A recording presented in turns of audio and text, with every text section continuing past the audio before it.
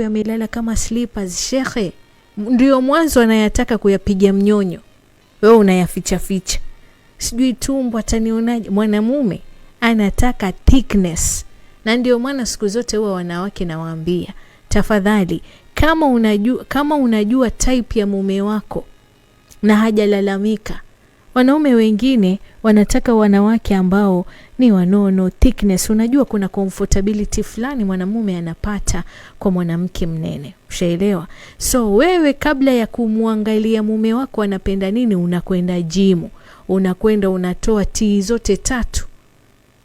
Kesho na kesho kuto unamuona mume wako anamwangalia mashibaby kisa na maana ameona tii 3 mjini. Mume wangu atosheki. Nani kakwambia uende gym? Kisa na maana nina tumbo, sijui nina titi, nina tako. Ndilo analolitaka mwanamume wako. Kwa hivyo tafadhali sana mwanamke mwenzangu unayenisikiliza, jiachie huru. Mwanamume anataka kuutawala mwili wako wakati ule wa kuvumbulana. Jiachie huru. Yaani jiachie.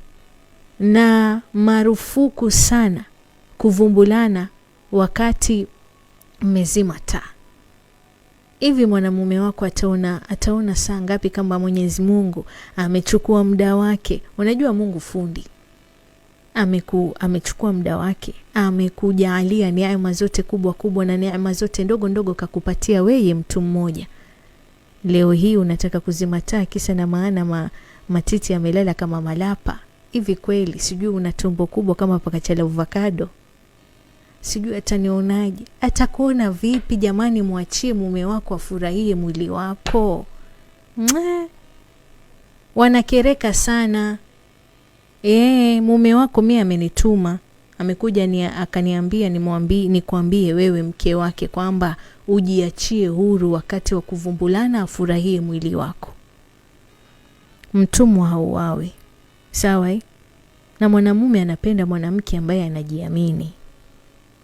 Mwanamume wanavutiwa zaidi na mwanamke yeyote yule ambaye anajiamini, hususan na mwili wake. Sawa? Kitu kingine ambacho mwanamume hapendi sana wakati wa kuvumbulana, kuharakisha tendo. Yaani ni kama ile unamharakisha kabisa kujua. Kama unajua hauko tayari kuvumbulana na mpenzi wako, bora hata ukamwambia naumwa na mshipa wa ngwidi, naumwa na mshipa wa jino, naumwa na mshipa wa, ili tu msivumbulane, kuliko kuharakisha tendo. Mwanamume ni kitu ambacho anakichukia na kinamkera sana. Mwanamke mwenzangu nakwambia, kama ulikuwa unajua hauko kwenye mood, na kama ulikuwa unajua utakwenda kuharakisha tendo, bora ukamwambia mpenzi wangu naumwa na kichwa ama naumwa na jino, sitoweza kukuvumbulisha. Vitu fulani kama hivyo. Lakini sio kwamba wewe ndio mwanzo umepanda kwenye kitanda alafu ndio unamwambia hujamaliza haraka. Nini? Unaharakisha nini? Na kumbe wewe mwenyewe kutayarishwa, mwanamume ni lazima achukue shurti dakika 25 mpaka 30. Wewe ndio mwanzo ameanza kukuvua chupi. Unamwambia hujamaliza. Hapendi kuharakishwa. Chakula chochote unachompakulia mume wako, zingatia neno chakula. Unachomwandalia mume wako, tafadhali mpatie nafasi ale chakula chake, kiwe ni cha kupoa, kiwe ambacho hakipoi. Asiwe na mtapia mlo kesho na kesho kutwa ukamsababishia kila akiona chakula anakuwa na papara, kwa sababu umemzoesha kula chakula haraka haraka. Kwanza chakula kinacholiwa haraka haraka mtu huwa hashibi, hana nafasi ya kupanga maeneo, kwa sababu kwenye tumbo lazima kuwe na nafasi ya hewa, kuna nafasi ya maji, kuna nafasi ya chakula. Leo wewe hii umempatia mumeo chakula, unamsimamia kabisa. Hujamaliza? Maliza, manake nataka kwenda kuosha vyombo. We mchawi nini? Kama unajua utamharakisha mpenzi wako kwenye kumpatia chakula, bora akae na njaa. Lakini hakikisha kwamba anapokula anakula, anashiba na unahakikisha anateuka. Mwanamume hapendi kabisa, kwa sababu wewe mwenyewe kama mwanamke lazima uandaliwe. Huwezi kumruhusu mwanamume akurupuke tu, akuingilie bila kukutayarisha. Sijui kama tunaelewana. Kwa manufaa yako mwenyewe, kwa sababu madhara yako mengi sana kuingiliwa pasi kutayarishwa. Leo hii mume wako amechukua muda dakika 30 nzima kwenye mnyonyo, anapiga mnyonyo, kwenye kusonda anasonda, kwenye kumumunya anamumunya. Dakika 30 mpaka anahakikisha kwamba kipochi manyoya kimeloana. Wewe mwenyewe labda umefika kileleni zaidi ya mara 2. Yeye bado hajafika kileleni. Amejisacrifice. Ameweka haja zake kando kwanza kukidhia wewe haja zako. Leo hii wewe unamharakisha. Hicho ni kitu ambacho kinakera sana wanaume na hawapendi, hususan wakati wa kuvumbulana. Sawa? Na unafaa uzingatie wewe kama mwanamke, kama una hiyo tabia, jua unajiweka katika hatari zaidi ya kupata maradhi ya maambukizi, kwa sababu hichi kipengele cha foreplay, kipengele cha maandalizi ni muhimu sana. Kwa hivyo kuruka hicho kipengele ni kukata tendo kabisa. Yaani ushamtoa stimu mwanamume wako. Sawa? Kitu chengine na hichi nimekishuhudia kwa wanawake sio chini ya 20, kutosema unachokipenda wakati wa kuvumbulana. Yaani unapigwa mnyonyo, badala ya kusema kwamba hicho ni kitendo ambacho unakifurahia, wewe husemi.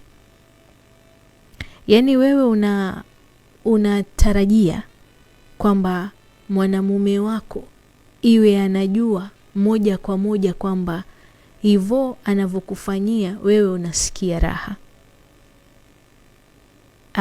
Hawapendi.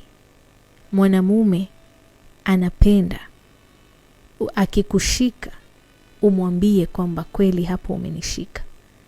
Na kama amekushika, na unajua kuna wanaume wengine kwenye kubinya chuchu ama matiti kwa ujumla, wanabinya kama wamekwenda kwenye genge hivyo, wanaangalia parachichi limeiva ama halijaiva. Wanabinya kwa kutumia nguvu. Zile nguvu kupita kiasi, wewe kama mwanamke unaumia. So wewe bila kusema kwamba hicho kitu kinakuumiza, yule mwanamume yeye ataona kwamba ni kitu ambacho unakifurahia, kwa sababu kama unasikia raha usemi, unasikia uchungu umenyamaza. Kando na kubinya, kuna kusonda ama kupiga mnyonyo zile chuchu. Mwanamume anapiga mnyonyo zile chuchu, utasema anataka kuzingoa. Zile chuchu mwanamume ziko very sensitive. Ukizisonda kwa uchungu, kwa kupitiliza ama kwa nguvu ya kupitiliza, mwanamke anaumia. So wewe mwanamke bila kusema hicho kitu, mwanamume wako hawezi kujua. 3, kipochi manyoya. Kuna wengine wanapiga mnyonyo. Sasa hivi katika ndoa utapata wanawake wengine wanakuambia mimi sipendi mwanamume anipige mnyonyo kipochi manyoya. Kwa sababu gani? Alipata yule mwanamume ambaye anatumia nguvu kupitiliza. Sawa? Kama vile wewe mwanamume hupendi mwanamke wako wakati wa kupiga mnyonyo uume wako uhisi meno, basi ni hivyo hivyo kwenye kipochi manyoya, kwa sababu jamani ile ni nyama. So unapotia meno, unapouma, unapongata, yule mwanamke anasikia uchungu, na ndio utamsababishia kile kitendo cha kupigwa mnyonyo kwenye kipochi manyoya akichukie kabisa ama akose hamu kabisa.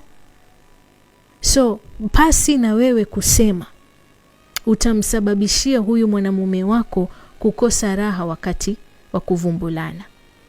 Na raha ya kuvumbulana ni kuambizana, ila tu mnachagua ni lugha gani mnaambizana. Sio kwamba mwanamume wako anafanya kitendo kama hicho na wewe huku kipenda uanze tena kumtolea maneno makali ya kwamba mbona wanaume wenzako wanafanya tofauti, mbona ufanyi kama ex wangu, mimi ex wangu ilikuwa ananikunja, ananiroli. Hapana. Yani utaua self esteem ya mwanamume wako kiasi cha kwamba achukie wanawake na hata kutongoza mwanamke iwe ni kisabisabina.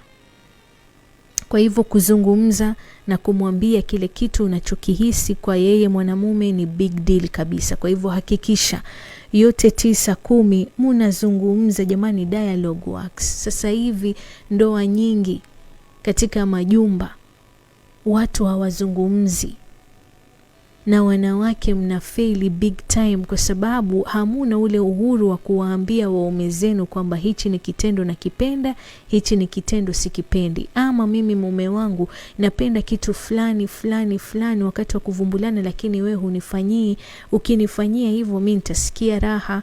Ama unanishika sehemu fulani, hiyo sehemu fulani sio ya kuleta msisimko zaidi, mimi napenda ukinishika sehemu fulani kwa sababu ndio hisia zangu zilipo. Vitu kama hivyo wanaume ndivyo wanavota.